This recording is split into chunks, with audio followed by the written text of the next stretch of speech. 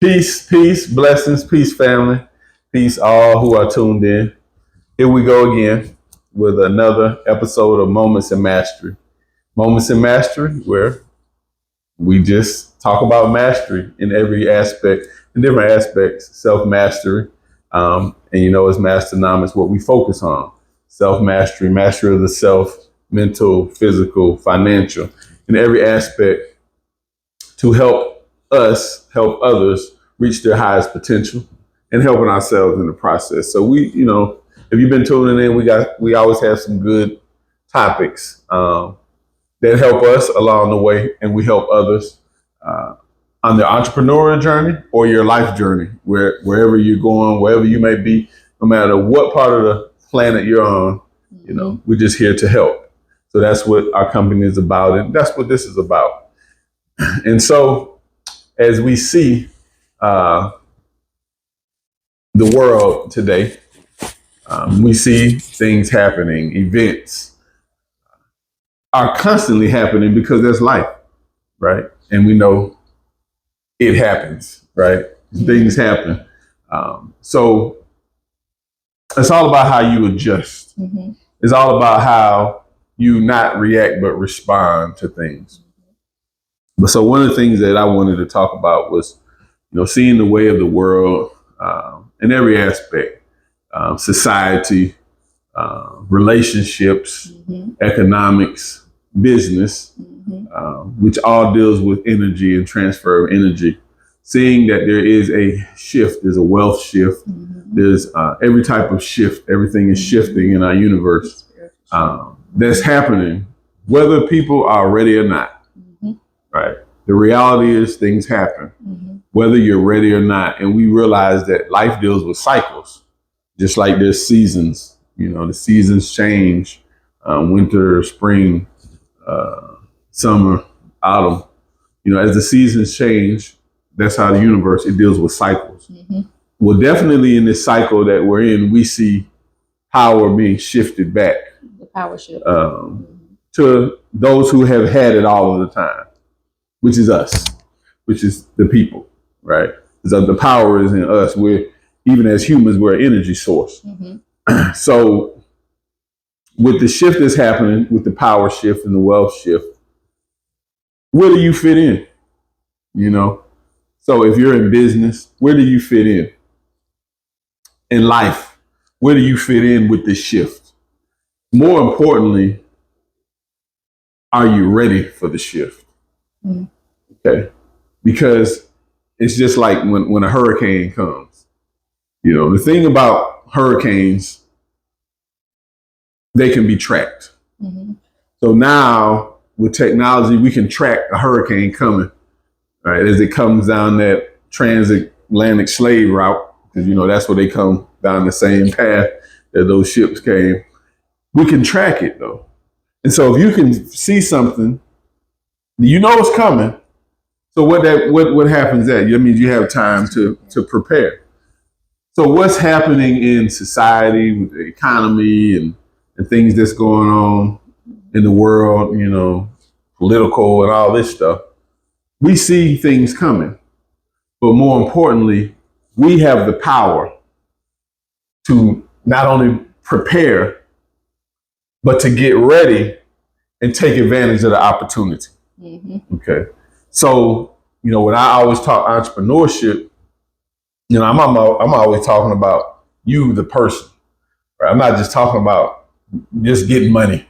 Mm-hmm. That to me, that's the easy part, right? That's just talking about getting money. But entrepreneurship should bring freedom. So the thing is, when you see what's coming and we see what's coming, how many people are really ready? How many people are really ready? Because it's something to say, when we think of Black people around the world. Black people are the number one consumers. Definitely in the United States, we're the number one consumers, right? We consume, mm-hmm. but we don't produce anything. So with a wealth shift coming, with the economic shift coming, should we just remain consumers when we have the ability to produce right now? You know, It's crazy that you say that. I was listening to, you know how they have like the little podcast where they give like massively wealthy people giving advice. And so one of the guys, he was like, the biggest problem is most people want to just consume, consume, consume. And he was like, wealthy people don't worry about consuming. They worry more, their focus is on producing because the consumers will always be broke. The consumers will always lack. The consumers always need something outside of them because they, you know, it's like you're consuming because you feel like you're lacking something. It's like, I need this, and it's gonna make me feel better. Oh, I need to show these haters, I need this. Oh, I need a bigger house. Oh, I'm not worthy, and I gotta get this, and I gotta get that. We're always in a lack mindset. A consuming person is always in a lack mindset, a lack vibration. That's why they always need more. And that's why they look at things as if like, you know, really massively wealthy people, they're silent. You don't know who got money. You know what I'm saying? Like brokenness is loud. It's arrogance. It's let me show you. Even Jay-Z, if you look at old pictures of Jay-Z, you will see when he was trying to come up. When he was the artist. When he was the artist. But so you had to be visible as the artist. Oh, and I get that part, but when he was this, but it was a reflection. Like when you see him trying to come up, he looked wealthier than he looked now. He had all of the chains, he had all the gold, he had all, you know, he was flashing his money, he was flashing. He looked at what people think perceived as money. He looked rich. Because you can sell a rich person.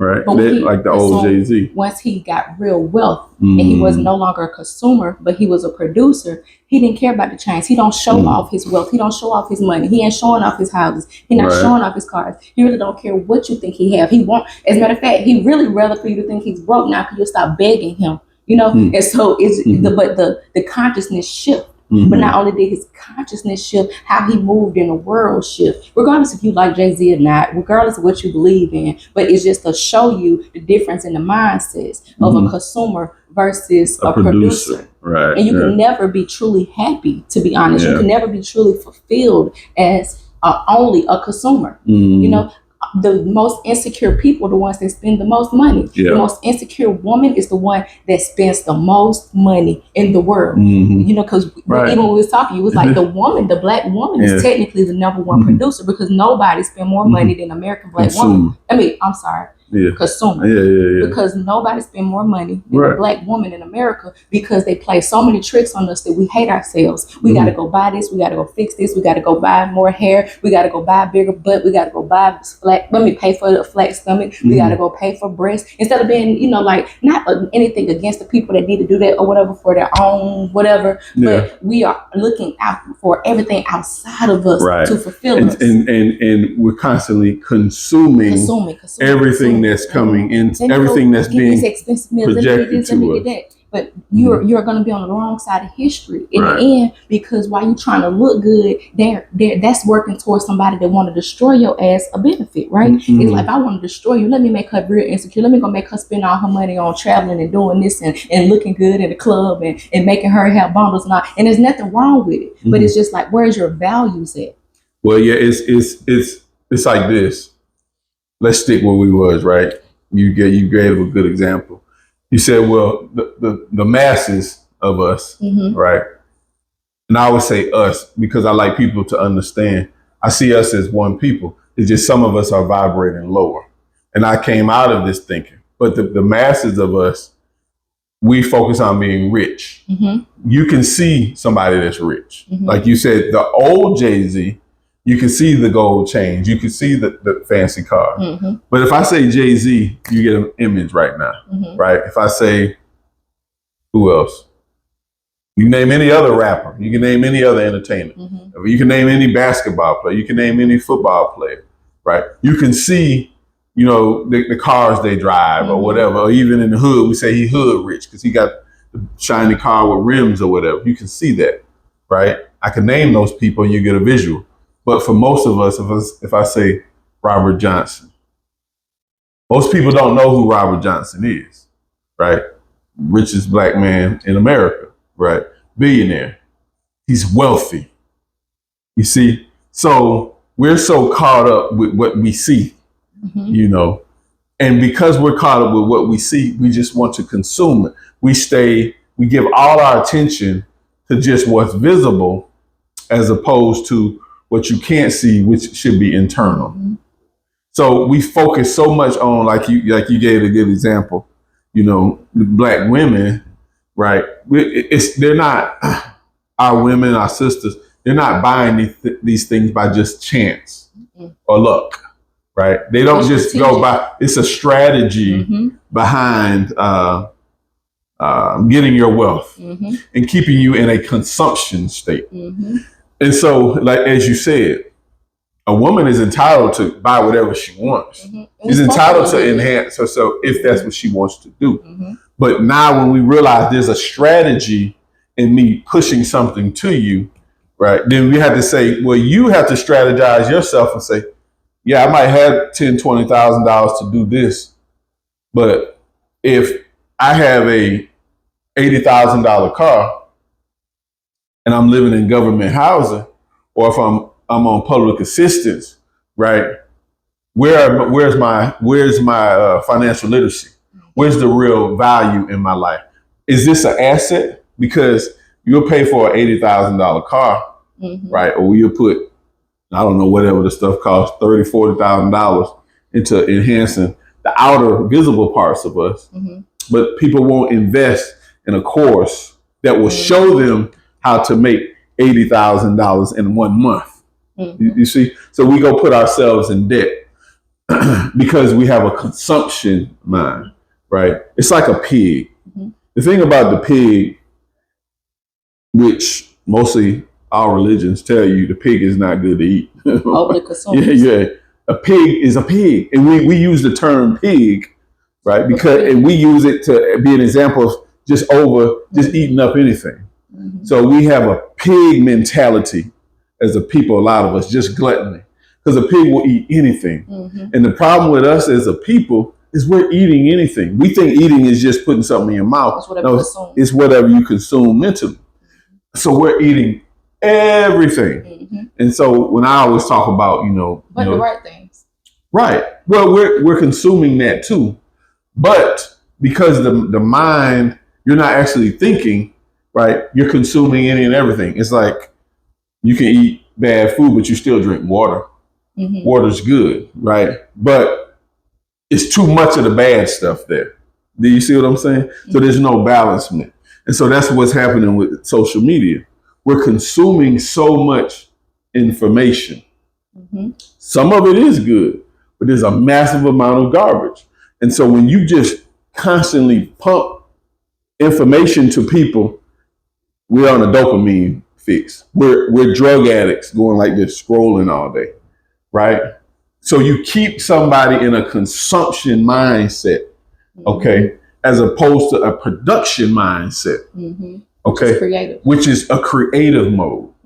So what we're saying, because we're talking about, are you ready for the shift? Are you ready for the new economy? Are you ready for what's happening to us in every aspect? Spiritually, mentally, physically, financially, you name it. Are you ready for the shift? Okay. And most people aren't because they're constantly consuming. You see what I'm saying? We have a warped view, perception of how we view wealth because somebody can make 6 figures. But if your bills is 6 figures, your lifestyle costs 6 figures, you really don't make 6 figures. You really just breaking even. Like you're really not making anything. Right. But what is 6 figures nowadays? Exactly. But somebody can maybe make 5 figures. But if they manage it well and the cost of their living is probably, let's say the whole cost of their living is maybe $2,000 a month or whatever, or $1,000 a month, even better, right? Yeah. But they would actually be more wealthy technically than a person that have the income base of 6 figures because I know a lot it's the crazy part of the 6 figures is really like the new minimum wage, to be honest, but there's so many of them that's making the money but it's so mismanaged that they're so depressed, they still hate themselves, like even if they go get the bigger butts, even if they go do all of these things, they still hate themselves when they look in the mirror. So you're going to constantly keep consuming. And you're going to want, because they got it. Yeah, you're going to constantly keep spending money off of trying to enhance what's visual to people. Not realizing, like I always say, you're going to get wrinkled one day.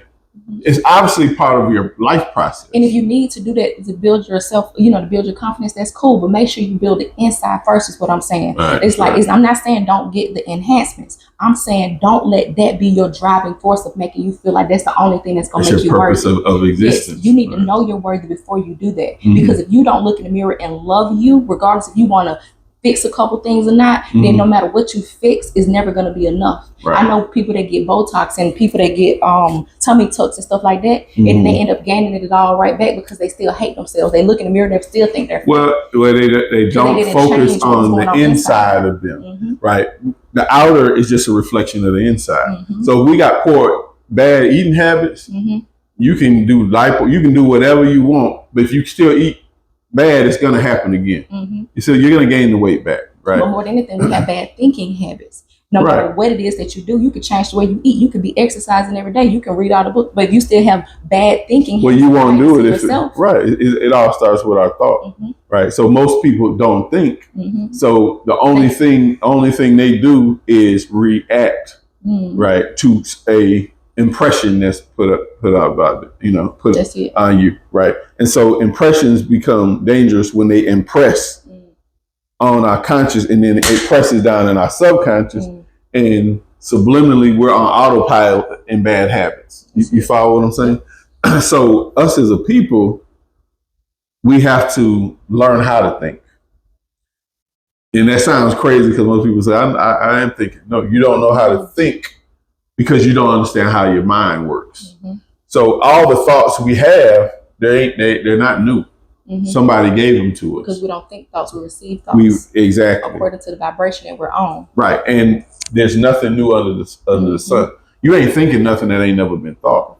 Right. So then that's why people, as an entrepreneur, people come and, as an entrepreneur coach, I talk to a lot of people and they say, yeah, I want to tell you, the idea, but, I don't want nobody to steal it. I said, well, there's somebody doing it right now. Now. You're just not doing it. This guy lives on the other side of the world. And it's been done already. We're talking about you. See, if we focus on us, then we'll be ready for whatever, right? As I always like to say, if you stay ready, you don't have to get ready. So whatever happens in the world, right? If you're ready, you're ready. So it's not if a hurricane will come. We know hurricanes come. If you live in a certain part of this planet, hurricanes are going to come. Okay? So why aren't you ready? So we see there's always warning before destruction. So most people don't heed the warning, and therefore they don't get themselves ready. Okay? So that brings up a thing. We live under this concept.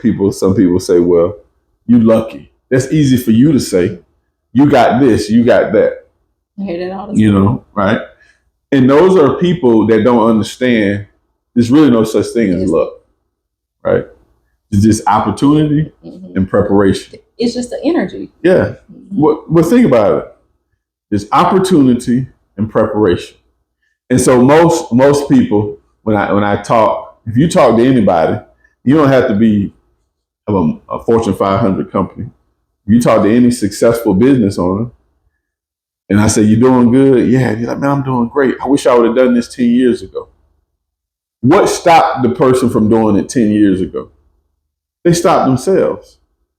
If you frying chicken, people was eating chicken 10, 20, 30 years ago, while you were just out hanging out, running wild, being a fool, right? There was people that wanted the chicken that you fry, or the cars that you sell, or the nails that you do, or the hair that you do, or the clothing that you design, or whatever, right? So we stop ourselves. So if we stay ready, we don't have to get ready. So if a person is ready and then opportunity comes, magic happens. Now on the outside, somebody gonna say, man, he lucky. He was ready. He was ready. It's even the person that's pulling a slot machine. Now, I'm not a gambler. I don't see the value in that. But for those that do it, I hear people say, "Man, she hit all the time. Every time I come up in there, she hitting." And they say, "Man, she lucky. I was in there and she hit for 10,000." I say, "Oh, she was there the last time you was there, and she was there. How often you go, man? I go once a month. So every time you go, she's there. Take the time and ask the lady that you think is lucky how many times she goes there." And they say, "Well, I asked her. She goes every day." Asked her, "Does she win every day?" She don't win every day. So when you look at it from that perspective, is she really lucky? She's just there all the time. Okay. Now she might have $20,000 to be playing with, right? She comes ready to do what she needs to do. So it's not luck, it's just opportunity and preparation. So if you're there all the time, and for you hitting that jackpot is becoming the manager of your company, okay, or making your business hit the 6 figures or the 7 figures. The only way you're going to ever hit the jackpot is if you do something consistently. You got to do it every single day. And so the more that you do it, what happens? It becomes second nature. And it's like magic just happens, right? It's like clients just come to you because people feel an energy and they say, "Wow, I'm confident. This guy's confidence. I want to give him my money." Right? And so if you stay ready, you don't have to get ready. So the highly successful, they're not lucky, right? They just got better habits. They just execute. You see? More consistent. And they're consistent, So these are the things that you have to have in life, not just in business, in life, right? We have to have consistency in our relationships. I got to be consistent. Okay. You got to be consistent on a marriage level, in a business partnership level. Parenting. Yeah, parenting, whatever it is. Spirituality, everything has to be consistent. The crazy part about it is a lot of us are consistent. We're just consistent with things that's not adding value to us. That's powerful. We're consistent scrollers. We're consistent with like binge watching murder documentaries, and there's nothing wrong with those things. But it's just like, what are you consuming the most of? If you're consuming something, the negative things more than you're consuming the positive things, there's no balancement. There's nothing that's going to keep you grounded, and so like the most consistent, to me, the most important thing to be consistent with is doing something to ground you. The most important thing to be consistent with is doing something that's going to bring you back to your awareness of your oneness with God, with your awareness and your oneness with the Most High, with the universe. And so like, even if it's just journaling 15 minutes a day, even if it's just praying, or sitting in silence, or meditating, or doing breath work, standing outside and grounding, whatever it is for you, because everybody have different ways of what makes them feel grounded, what can bring them back to source, what bring them back to God. But you got to find your way, and you just have to be consistent with it. And that doesn't mean you have to spend 2 hours meditating. That doesn't mean you got to be sitting here showing how loud you can pray. But you got to be able to do it consistently, even if it's 5 minutes a day. 5 minutes a day can go a longer way than doing it once a month. So the person that journal for 10 minutes a day, they're going to be more grounded than a person that journal once a month. They may not be as grounded as a person that do it 15 minutes a day or whatever, right. But there's still something that's happening that's bringing them back to the awareness of who they are, because we got so much stuff going on around us that is stimulating us. That's like just, like we're just being programmed so much stuff. We're consuming so much stuff. And you have to give yourself back to time to go back and to relax that, to release that. Because it's so much, even if it's too much positive stuff, even if you're just watching too much good stuff and all of that, you still need that time to calm your nerves back and to be able to go back into the energy of being one with God, being one with source energy and remembering who you are, or you're still going to lose your mind, because too much of anything is not good. Yeah. It's overdose. Even too much of just meditating. If you only meditate all day, if you only just sit and pray and read all day, you're still not going to be able to get what you need, because it has to be a balancement. That's a very good point, because like every aspect of you has to be involved. Everything with freeing yourself. Yep. You know, every aspect of you has to be involved with you liberating yourself. You know, it's a multifaceted thing. It's not just one thing. You know, it's like you got to be totally involved in every aspect to free yourself. And you know, the thing that gets me is it doesn't cost. We worry so much about money as people because we live in a society that is complex. A lot of this complexity was done to keep you just chasing after this money, right? Which they ranked up there with oxygen. Yeah. So we live in that constant rat race to get a dollar. But the thing is, it's a true statement. Really, the best thing in life are free. If you look at it from a free perspective. Meaning, if you are mentally free, you'll really realize that is priceless. That ability, that asset that we all have. You could be dirt poor. You could live any country in this world. But the wealth you have, if you understand that gold mine that's up here, there's nothing you can't do because you can imagine anything. And so we've been so programmed because we're constantly consuming. But as you said, we're consuming so much garbage that the good things that come into our lives, we don't take heed to them. Like even if you think about growing up as a young child, right? You had all this garbage. Then you hear religious, teachings come into you. But we're so bombarded with all this other negative context. You couldn't get the real spiritual meaning of a lot of the religious teachings that was given to you. You're right, because there's so much garbage. Because there's so much other garbage, right? So the spiritual part got clouded over. So when you used to read, right, you would read and the story of Jesus and say, well, it's better to give than receive. Right. You took that to think because of the garbage that people that have a lot must be bad then. Because you see, but it was a spiritual principle of investment. You investing your time or your energy. It doesn't have to just be money, right? So that's the spiritual part. But because of all the other garbage, it got blocked. So the thing is, if we would invest. That's a powerful point you just made. That's a very powerful point, because so much of, because for every verse in the Bible, if you go dig deep enough, there's an opposite verse that contradicts that one verse, right? Because there's so many different perceptions in the Bible. There's so many different meanings and things in the Bible to be able to help you, guide you on this journey, right?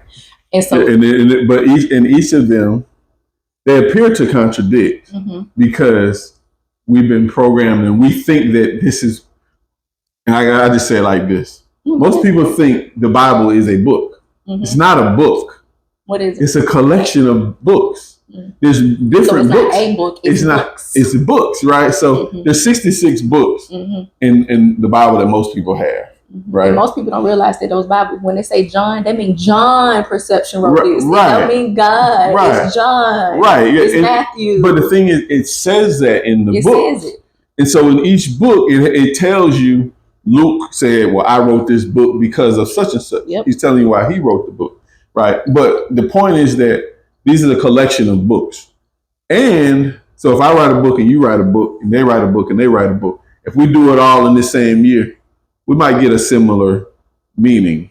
We might say the president was the president. But if I write a book in 2024, then 100 years later, somebody writes a book, words mean different things, right? And what your point might be different than the point I was trying to make because I live in a whole different society. So these books were written thousands, hundreds and thousands of years apart from each other. So you got the book of Genesis, then you got the book of Revelations. According to the dates that you had, those are 4,000 years apart. I see what you're saying now. You see what I'm saying? Peace, family. Chief SuŋNaa, Martin Chris Glin, representing Masternomics, representing the Taste of Africa. I want to remind everybody about the Cultural Oneness Festival that we have in Ghana, in northern Ghana to be specifically. The Cultural Oneness Festival is an annual festival with music, arts, and culture. We put this festival together to bring people of African descent from all around the world, people that's born on the continent, Black Americans like myself, Black people from Europe, from the islands, all over, so we can unite culturally with music, arts, and entertainment. But there's a message and a true intent behind what we're doing, right? So what we're doing is we're developing in certain parts of Africa. There's a lot of opportunities for development to help our brothers and sisters that live there, and to also create businesses and investment opportunities for those of us that live in the United States. We have land that we're developing there for vacation homes or for people that want to relocate there. And we also just have businesses that we're setting up that are great investment opportunities to be making money on the other side of the globe. So there's always an economic empowerment intent in what we're doing. Part of the Cultural Oneness Festival, we have a business forum where we're teaching entrepreneurship, and where we have a program called Ready Minds Africa, where we're taking these Masternomics teachings that we have here that we started in the United States, but now we're global and worldwide. So we're taking the teachings of Masternomics, which is self-mastery, personal, professional development, and entrepreneurship, and we're teaching it around the globe, setting up schools over there. So we want you all to be a part of it. The festival takes place this year, November 13th through 16th. We have a tour.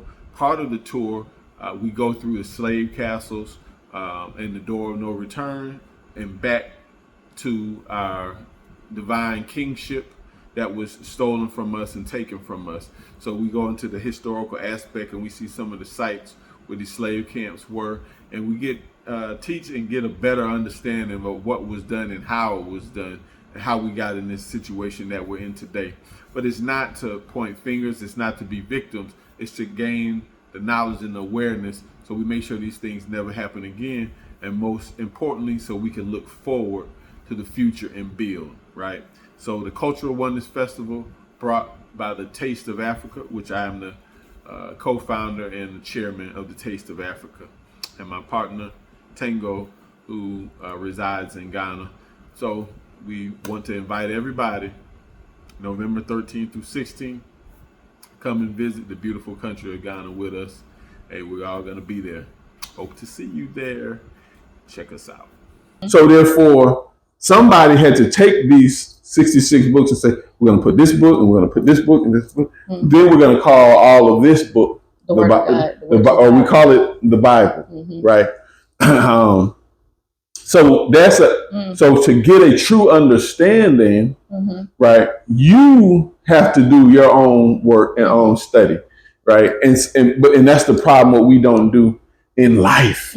But that's why I was making the point about the Bible. Yeah, go ahead. Was because it was like, you know, like some verses may contradict other verses from your perception of how you read it at the time. But the thing is that from growing up, from the people that I've been around, it seems as if all of the churches, regardless if it was Baptist, regardless if it was non-denomination, regardless if it was a Jehovah's Witness, Kingdom Hall, regardless of if I was going to a mosque, they all stayed in those same scriptures, in those same books, giving the same words. But they did it, you know, but the crazy part about it is none of them stayed consistent in those books. They'll jump around, and there's nothing wrong with it, but I'm just saying, like, it was like, but they all came from the same parts. I didn't hear a pastor in the church, you know, teaching you about slaves obey your earthly master, stuff like that. We're like really going into those different, not, like those different stories and stuff like there's so much of the Bible that's not publicly spoken about and publicly taught about because they teach from a piece here and a piece here and a piece here, which, I'm not saying is wrong, but I'm just saying like people only get in little pieces of the Bible so they don't actually go through and read it and form a full perception of what's going on. Like most people say, oh, Jesus, the blood of Jesus. They want Jesus' blood all over them. They want to be drowning in Jesus' blood, but they never actually read the actual words of Jesus for themselves. Mm-hmm. They never read the whole entire context of how it was written so that they can actually see Jesus' real perspective, like how he really moved. Most people don't only know what the pastor have said here or here or here. And so they get a piece here, a piece here, a piece here, and they put it together. But they haven't ever read one full book in the Bible from the beginning to the end, let alone the whole Bible. They never read one full book to be able to form their own perception of things. It's only, when this pastor said this, and then this one said this, and then this one said this, but they all stand in the same books. And because when I said that there's nothing new under the sun, you think you're thinking, but you're just regurgitating what was given to you. So that's the difference between religion and spirituality, or religion, and if we're talking about the Bible in English, right? A lot of these things aren't said in the Bible. That's religion, okay? And religion is based on interpretation. When you read it in Hebrew, was it did you feel like you received it in a different way than you received it reading it in English? Yes, it definitely you definitely get a different meaning, because think about it. So even if words mean things, so that's just like if we're talking and I say Jesus, right? Where there's no J in Hebrew, and it wasn't in the English language until the 1500s. So it was actually Yeshua, right? But it's not enough to just say Yeshua to replace Jesus. Once you really, what does Yeshua mean? It means one who saves. So therefore, it's not a name, it's a title, right? So what happens is you get a totally different meaning when you say he is Yeshua. So then you really realize, and you go back and you read through older books, you say, well, Joshua, the one they call Joshua, his name was Yeshua also. It means one who saves. You see what I'm saying? And so the name titles become names. Just like if I say, well, who's the president?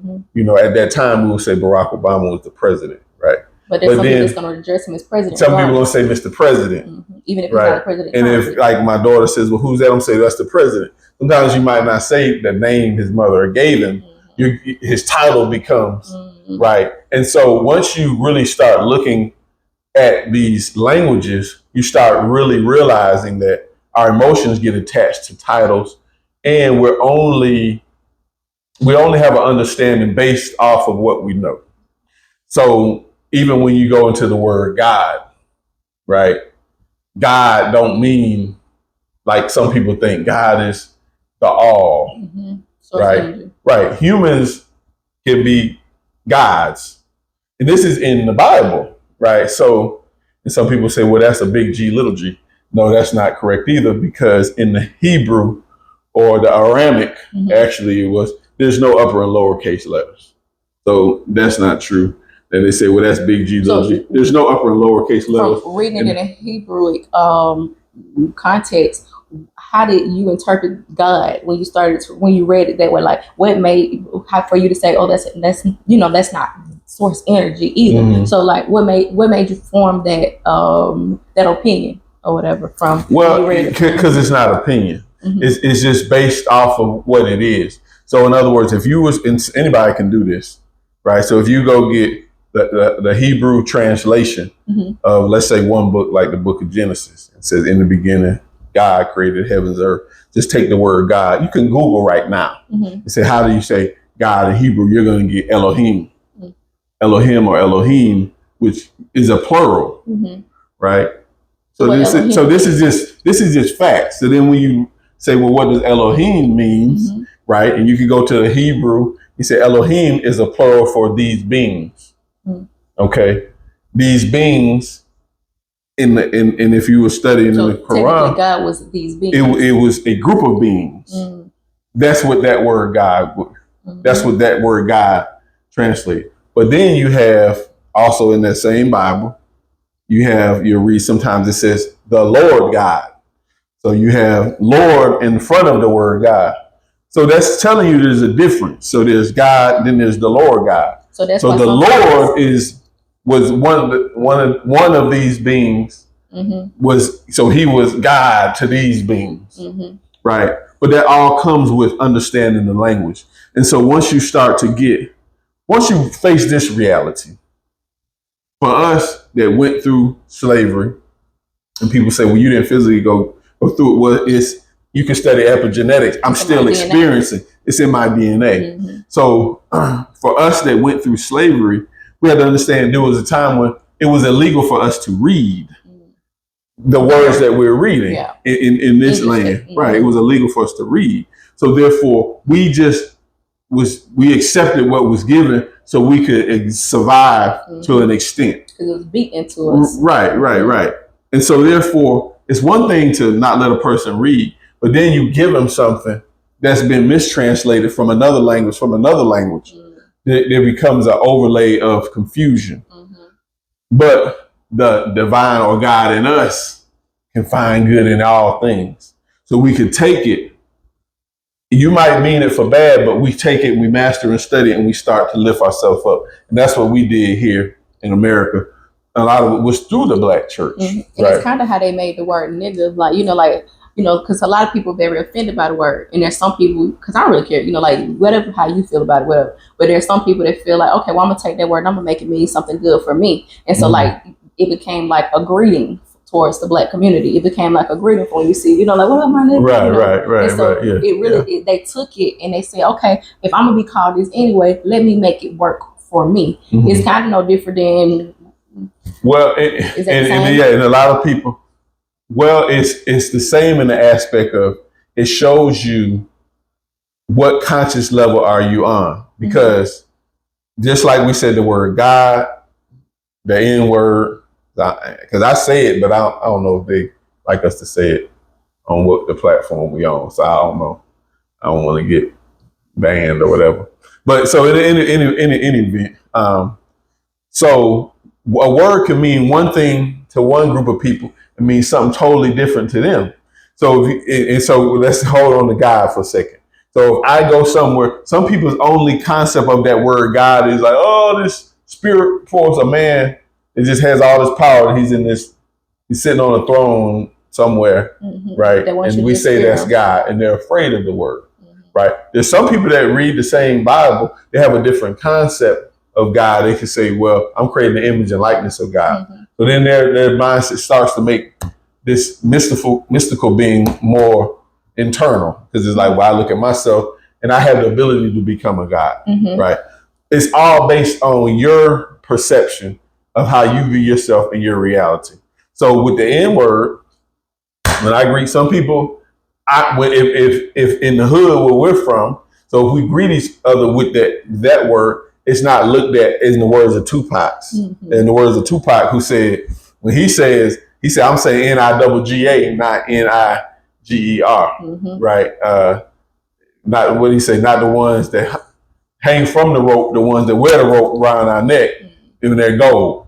So it's a different perspective. Now, but if someone else who's not a part of that culture, right, and he says it to try to mock you and calls you an N-I-G-E-R, he's saying it with a negative connotation. So I know how you're projecting this to me. You see what I'm saying? You're projecting with negative energy. Whereas if you're in the hood every day, that same word could project love. You see? Because you could, we could say, man, he ain't one of us. You feel me? Right? Because he called us the N-word negatively. But we might all look the same and be together, and we calling each other and we dapping and we love it and say, these my N-words. You feel me? So it's all based on your perception of yourself and your conscious level. Right? So how does that all tie together? It all ties together with back what I was saying. We're not thinking. We're just talking and regurgitating something that was forced upon us. But now in this age of this shift, in this age of reality, we have to think. We have to, and you can't think until you realize you have the power.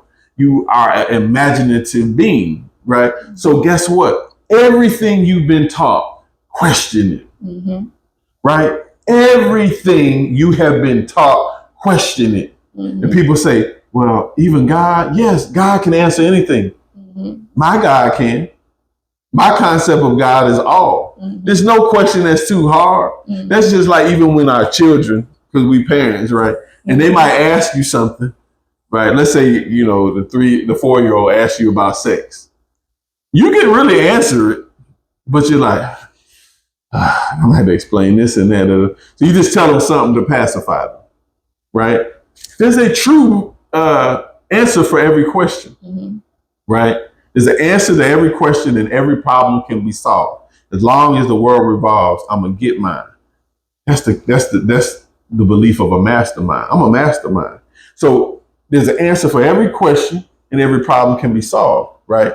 Now, are you ready for the answer?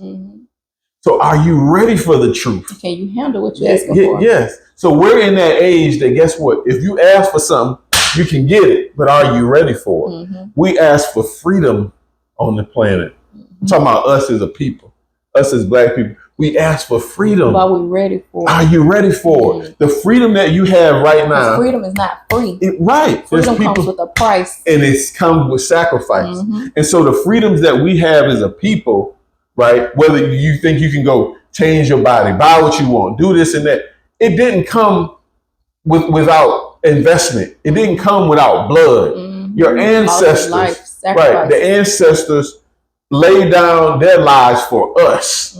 So they took lashes physically and mentally so that their children, that they would live again through us, right? So it came, the freedoms that we have came through sacrifice. And if we understood that better, we would take better advantage of the opportunities that we have, right? Opportunity and preparation, we right back at it. You see what I'm saying? And we would live beautiful lives. The problem that we have, so many of us, other cultures come in and they have a culture. So they would never say, I'm not my ancestors. You're right. They would never say that. They would say, I am my ancestors because they know who they are. Even if you ever watched the movie Roots, he quoted who he was. I'm Kunta Kinte, the son of such and such, the son of such and such, and come back. I know my ancestry. I'm not lost. Right. It's what you're wearing. Right. Sankofa. This is an Adinkra symbol, Sankofa, which means looks back to your roots. Right. So many of us don't have no identity.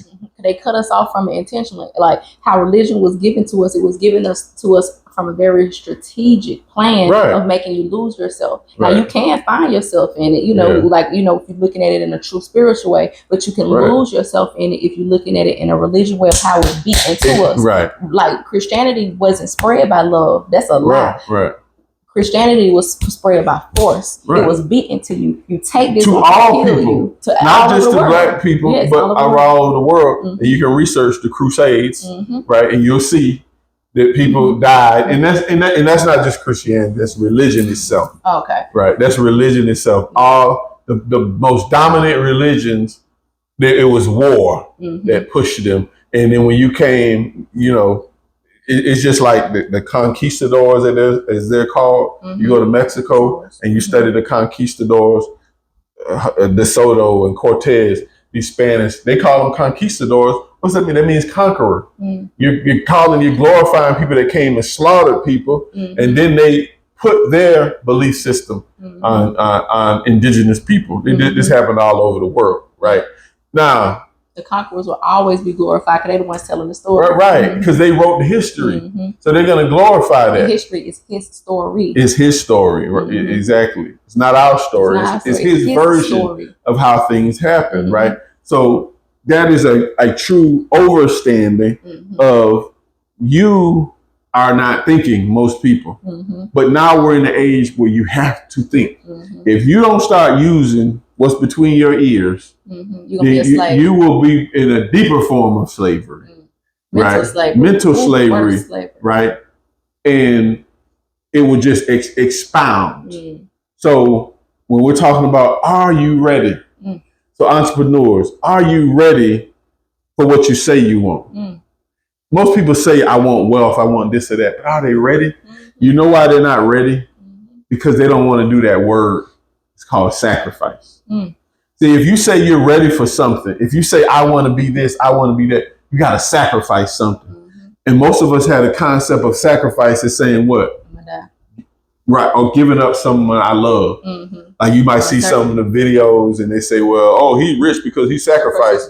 He sacrificed somebody he loved. No, what he did was he sacrificed his sleep. What he did was he sacrificed partying. What he did was he sacrificed hanging around. You think he loved partying?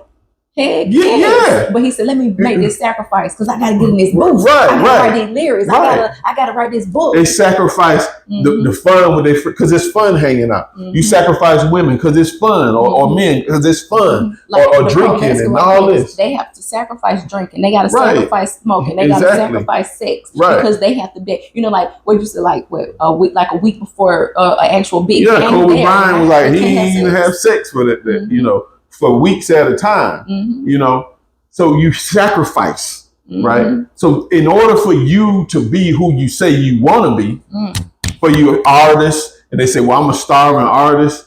That's part of it. You're going to starve for a minute. You see, right? But if who you want to be, this vision of yourself, this best version of yourself, this business that you want, the life that you want, the wife that you want, the husband that you want, you're going to have to sacrifice. Right? You're going to have, what are you really sacrificing? You're sacrificing the old you for a new you. And for women, because, when women say, this is how I am, you're going to take me how I am, you're not ready for a successful marriage. You're not ready for a successful relationship because you are not willing to sacrifice parts of you to compromise for a bigger picture. It's all about just who you are, being who you are. But if being who you are was so great, you will already be where you need to be. And so it's not saying that, you got to, sacrifice your happiness and all that. But for a period of time, sometimes you do. Right. You got to sacrifice what you perceive as happiness for right now because obviously it ain't working. And that which you're calling, let's stay there for a second. Okay. Yeah, sometimes you do have to sacrifice your happiness. But what you call happiness is temporary. Because what made you happy 10 years ago don't make you happy right now. 10 years ago, somebody could have handed you $1,000 for working for 2 weeks. And you was happy with that. Now, somebody give you $1,000 for 2 weeks and you'll be like, what am I going to do with this? I can't even pay, right? So you're sacrificing your happiness, but that's a temporary thing. And so that's back to the wealth. See, people that are wealthy get it. What do you need to become wealthy? You need two things, a resource and some time. You're going to have a resource and time. So when we're talking about generational wealth, what's a generation? A generation is like 100 years, right? So if you had a resource like cotton, and I got somebody that's going to pick my cotton, get this resource for me for 100 years, will I become wealthy? If I have free labor for 100 years, I become wealthy. That's how wealth was created in this country, right? So, but now we're in a society, we don't need all that time, but you got to cultivate a resource. The resource that you got, and I don't care if you say, I ain't got no money. That's easy if you say, I ain't got no money to do it. Money is made from ideas, right? If you hold on to a worthy idea, over a period of time, you'll become successful, right? So what is success, right? What is the definition of success? The progressive idea of realization of a worthy idea. So if you hold on to that idea over a period of time, you'll be successful, and it's going to turn into wealth, which is consistency. Right, it's consistency, and in that is going to be sacrifice because you ain't going to be able to hang out for a certain period of time. You're going to miss some of the football games that you love. You're going to miss hanging out with your friends, and this is stuff that you love, right? But you're going to have to sacrifice in order to get what you want. So all my people that need it in a religious sense, you're going to have to pick up your cross and bear it. It is not enough, in the words of Reverend Ike, just to say, I'm a Christian because I believe in somebody, and that's lip service. I believe that Jesus did that, and therefore that's all I got to do. No, what are you what have you sacrificed while you're here? Exactly. Right? What are you doing? Regardless of religious belief or whatever, I respect people that go and knock on somebody's door. They believe in that word so much that they go on and they spread it. I respect that, right? Because they're living according to what they say. Yep. I don't respect all of this stuff I see on social media. People just talking and criticizing everybody. You want to criticize this person, criticize that person for their way of how they want to change the world. But they're doing something. They're doing something. What are you doing? You know, the people that sit on the sideline has always got something to say about the people that's on the court. Right. You know, everybody that's sitting on the sideline, that nigga should have did this, and he should have did that, and she should have did that. Man, they made the wrong move. Right. But you don't know what move you would have made. You never been in the game. That's right. Never believed in yourself enough to get in the game. You never got in the game. Yeah. And guess what? You better realize it's a game. It's a game. Yeah, and you better get in it, because guess what? The game is being played whether you like it or not. Right now, you just a pawn. So right now the game being played on you. Yeah, that's right. That people are moving you around. But in this shift that we're in, you have the ability to become the king in the game. You can be the queen in the game. Only if you believe you're a queen. Only if you believe you're a king. So whenever you meet women, why you always say, how you greet them, baby? Hey, queen. Why do you say that? Why are you saying that? I see you say it to the crackhead lady that's always out there at the grocery store. Why you call her a queen? Because when I saw her, I didn't see a crackhead. When I saw her, I saw a queen. I saw somebody that had the power. They just forgot their power. They just forgot their way. And so when I'm going and greeting and saying, hey, king, hey, queen, what I'm saying is I see that king in you. I'm addressing that king in you. I see that queen in you. I'm addressing that queen in you. Because if I only treat you how you are, you will only remain as you are. But if I treat you how you could be, if I treat you how I desire to be, if I treat you as your highest self, that's who you will become. And that's the same thing with you. Like you became the chief because there wasn't, since I met you, even when you didn't have it, even when you was living in the hoods, even when you had, you was struggling financially, I talked to you like you was the richest man. I talked to you like you was king. I addressed you like you was a king before you actually physically became a king. Did I not? Yeah. I addressed you as a king even when you couldn't see yourself as a king. And that's the same thing you did for me. Since the day you met me, and I was living in the hood. When you met me, I wasn't doing the best financially, but I was trying my best. But when you always addressed me as a queen, you always addressed me as a goddess. And that's who I became. So that's what we did for each other. We spoke that life into each other. I didn't wait till you became a king before I treated you like a king. I didn't wait till you became royal before I treated you and addressed you as you was royalty. And so that's the same thing I do. I don't care. Your finances is not what make you a queen. How much money you have is not what make you a queen. The nice house, the big nice cars. There's a lot of people with nice houses and they're B words. They're bombs and they're disgusting because of how they treat people. Their energy is not reflecting anything of royalty because you think that power and being a queen is about how you can rule over people. No, it's an energy. And so it's about speaking that life into them. That's the same thing Jesus did. Right. And so I don't have to be a Christian to be walking embodiment of Jesus. I like to say that I am in the sense of the word, because most people, if you ask them to define it, there's different definitions, right? So to be a Christian to me is to be Christ-like. It's to be like Christ. But you can't be like anybody unless you're in the consciousness of them. So it's to have a Christ consciousness. And that Christ consciousness is to say, I am one with the Father. I am one with the universe, right? And so therefore, I am one with all. So therefore, I have to be a representation of that which is impeccable. I have to be. And in that, I pick up my cross. Because I haven't seen in the Bible where Jesus looked down on people who, like even Judas, he knew Judas was who Judas is, He was going to betray him. Right. But he knew it. But he still treated him with love. He still treated him with respect. He said, because he understood that was an energy. He understood that, what, you just doing your part, what you need to do too. But he didn't address him like, look at this snake, look at this. You know, he never allowed anybody to help make him get off his throne. He didn't allow them to change his name. If he said, you know what, I'm going to choose to be loved and I'm going to choose to give love no matter what. Whatever you choose to do, that's on you. And so you don't have to give me love back in order for me to be loved. Because you got a purpose. Because I got stuff to do. But I got one too. And mine is bigger than yours. You see? And so that's how I look at things. I would say, my religion is service. You And always if my say that. religion is service, I'm here to serve Muslims, Christians, Hebrews, Jews, whatever. I'm here to serve you. Whatever you're into, if I'm going to serve you, I have to study that. Right? How can I say I'm serving you when I don't respect your words enough? Even if you read, excuse me, in the Bible, the story of the Good Samaritan, it's understanding and gaining the concept of no matter where somebody is, be good. Right? That's the divine. Right? No matter what culture, if you come giving me love, I'm gonna give you love. Right? Because guess what? Think about it. There's people that are called conquistadors or conquerors. They came into other people's land and said they were Christian, but they did the most vile, wickedest of things to them. They raped them. They not only enslaved them, they gave them diseases and blankets.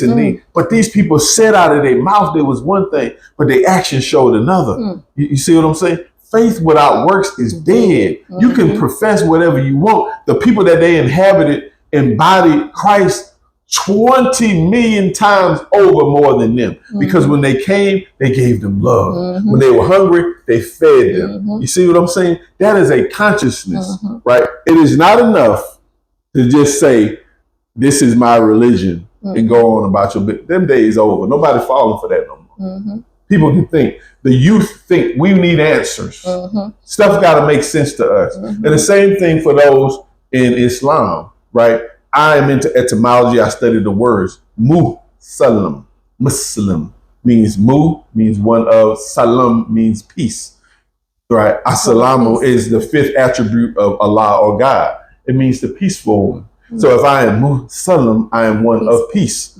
There's others that'll tell you, to them, right? Muslim means one who submits to the will of Allah or submits to the will of God, right? Even to submit, you still have to be peaceful. Right. You have to have peace because the religion is called Al-Islam. It's the peace. So to me, it's all about peace. And that even comes from to be peaceful goes back to Jesus again, because he said, blessed are the peacemakers, right? And when they greet each other, they say, Assalamu alaikum, peace be unto you. It's all about peace. So if I live and my life is governed by peace, you see, then I have to embody it. And if I meet a brother, black, white, whatever, and they say they are coming to me in peace and this is their religion, and I'm here to serve them. I'm here to serve people.